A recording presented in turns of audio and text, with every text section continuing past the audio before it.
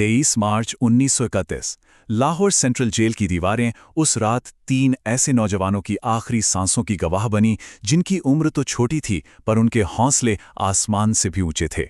तो आइए आज भगत सिंह, राजगुरु और सुखदेव के उन आखिरी सबसे शक्तिशाली घंटों की कहानी को करीब से जानते हैं।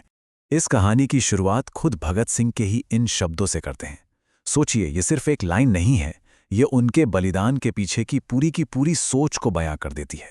एक मकसद के लिए खुद को मिटा देना ताकि क्रांति की जो आग है वो और भी तेजी से फैले। तो चलिए अब सीधे चलते हैं उस दिन की कहानी में। लाहौर सेंट्रल जेल के अंदर माहौल में एक अजीब सी खामोशी और तनाव था, कुछ ऐसा जो इशारा कर रहा था कि आज कुछ बहुत बड़ा होने वाला है। 23 मार्च 1931 जेल के ज्यादातर कैदियों के लिए ये एक और आम दिन की तरह ही शुरू हुआ था। उन्हें तो दूर दूर तक अंदाजा भी नहीं था कि उस दिन जेल की दीवारों के अंदर ही इतिहास लिखा जाने वाला था। दिन का जो रहस्य था वो और गहराया जब शाम के ठीक 4 बजे वार्डन चरण सिंह ने आकर सभी कैदियों को अपनी अपनी कोठरियों में जाने का हुक्म सुना दिया।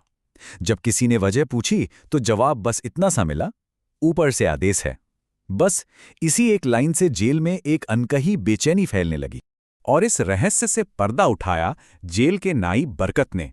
वो हर बैरक के सामने से गुजरता और फुसफुसाकर ये खबर फैलाता गया कि आज रात भगत सिंह, राजगुरु और सुखदेव को फांसी दी जाएगी। जैसे ही ये खबर फैली, कैदियों के बीच हलचल मच गई।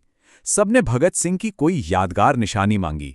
तब बरकत उनकी कोठरी से उनका पेन और कंघा ले आया, जो बाकी कैदियों के लिए मानो एक अनमोल खजाना बन गए। अब कहानी उन आखिरी मुलाकातों और उन पलों पर आती है जो हमें बताते हैं कि इन क्रांतिकारियों का संकल्प और उनका चरित्र कितना मजबूत था। फांसी से ठीक 2 घंटे पहले की बात है। उनके वकील प्राणनाथ मेहता उनसे मिलने पहुंचे। मेहता ने बाद में लिखा भी कि भगत सिंह अपनी इस छोटी सी कोठरी में ऐसे चक्कर लगा रहे थे जैसे कोई शेर पिंजरे में बंद हो, लेकिन इसके बावजूद उनके चेहरे पर एक गजब की शांत मुस्कान थी। सोचिए, मौत सामने खड़ी है और भगत सिंह ने मेहता से पहला सवाल क्या पूछा, यही कि क्या वो उनकी किताब रेवोल्यूशनरी लेनिन लाए हैं। जैसे ही किताब हाथ में आई वो उससे फौरन पढ़ने लगे, मानो उनके पास वक्त बहुत कम बचा हो।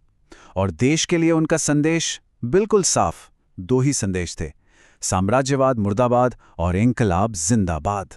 यहां देखिए, तीनों क्रांतिकारियों के आखिरी शब्द उनके अलग अलग स्वभाव को कैसे दिखाते हैं। भगत सिंह ने देश के नेताओं नेहरू और बोस का धन्यवाद किया। राजगुरु ने बेखौफ होकर कहा, हम लोग जल्द मिलेंगे। और सुखदेव, उन्होंने बड़ी ही सहजता से याद दिलाया कि जेलर से उनका कैरम बोर्ड वापस ले लिया जाए। इन सब बड़ी बड़ी बातों के बीच एक छोटी सी बहुत ही मानवीय इच्छा भी थी।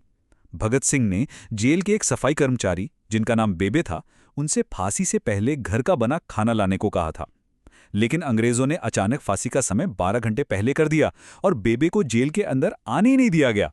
भगत सिंह की आखिरी इच्छा अधूरी ही रह गई। और अब हम कहानी के उस पड़ाव पर पहुंचते हैं जहां इन वीरों की आवाज फांसी के तख्ते से गूंजकर हमेशा हमेशा के लिए अमर हो गई। फांसी की आखिरी तैयारी शुरू हुई। सबसे पहले उनका वजन किया गया और हैरानी की बात यह थी कि तीनों का ही वजन पहले से बढ़ गया था। फिर उन्हें आखिरी बार नहाने को कहा गया और आखिर में उन्हें काले कपड़े पहनाए गए, पर उनके चेहरे खुले ही रखे गए थे। जब वार्डन ने भगत सिंह से कहा कि ईश्वर को याद कर लो, तो उनका जवाब भी उनके सिद्धांतों की तरह ही एकदम मजबूत था। उन्होंने कहा, पूरी जिंदगी मैंने ईश्वर को याद नहीं किया। अगर अब माफी मांगूंगा तो वो कहेगा कि देखो, इससे बड़ा डरपोक कोई नहीं है जो मौत को सामने देखकर माफी मांगने आया है। शाम के 6 बज चुके थे। जैसे ही जेल की घड़ी ने 6 बजाए, कैदियों को भारी बूटों की आवाज और साथ में एक गीत सुनाई दिया। कुछ ही पलों बाद तीनों क्रांतिकारी एक दूसरे का हाथ थामे अपना पसंदीदा आजादी का गीत गाते हुए फांसी के तख्ते की तरफ बढ़ रहे थे। आखिरी पलों में जब जल्लाद ने पूछा कि पहले कौन जाएगा, तो सुखदेव आगे बढ़े और बोले, मैं।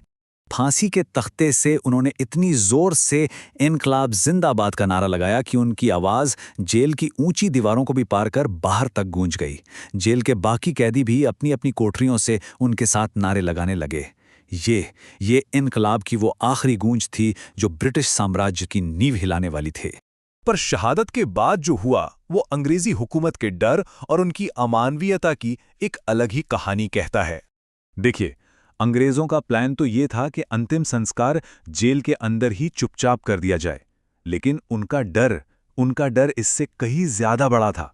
उन्हें लगा कि अगर जेल से धुआं उठता दिखा तो बाहर जो हजारों की भीड़ जमा है वो जेल पर हमला कर देगी, और बस इसी डर की वजह से उन्हें अपना प्लान बदलना पड़ा।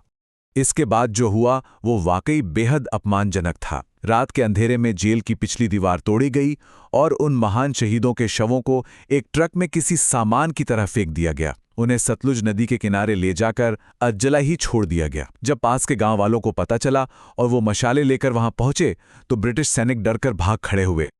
लेकिन अंग्रेज उनके शरीर को तो अपमानित कर सकें, उनकी विरासत को नहीं छू सके। उनकी शहादत ने पूरे देश में क्रांति की एक ऐसी लहर पैदा कर दी जो कभी नहीं थमी। अगले दिन लाहौर की सड़कों पर 3 मील, जी हां 3 मील लंबा शोक जुलूस निकला। हजारों लोगों ने अपनी बाहों पर काली पट्टियां बांधकर इस अन्याय के खिलाफ अपना मौन विरोध जताया। ऐसा लग रहा था मानो पूरा शहर ही गम में डूब गया हो। जुलूस का वो सन्नाटा तब और भी गहरा हो गया जब फूलों से ढके 3 ताबूतों में शहीदों के वो अजले अवशेष पहुंचे। उन्हें देखकर भीड़ अपने आंसू रोक ही नहीं सकी। उस दिन खामोशी ने शायद गुस्से से भी ज्यादा जोर से आवाज की थी। यहां तक कि जेल का वही वार्डन चरण सिंह, जिसने अपने 30 साल के करियर में ना जाने कितनी फांसियां देखी थी, वो भी उस रात अपने कमरे में जाकर फूट फूट कर रोया। उसने बाद में कहा, मैंने आज तक किसी को भी इतनी बहादुरी से मौत को गले लगाते नहीं देखा। तो भगत सिंह, राजगुरु और सुखदेव की शहादत कोई अंत नहीं थी, बल्कि वो एक नई शुरुआत थी। इसने देश के नौजवानों में आज़ादी की वो चिंगारी जलाई जो 16 साल बाद ब्रिटिश साम्राज्य के अंत का एक बहुत बड़ा कारण बनी। तो सवाल यही है कि क्या उनकी ये शहादत ही वो नींव का पत्थर थी जिसके बिना आज़ादी की इमारत कभी खड़ी ही नहीं हो सकती थी।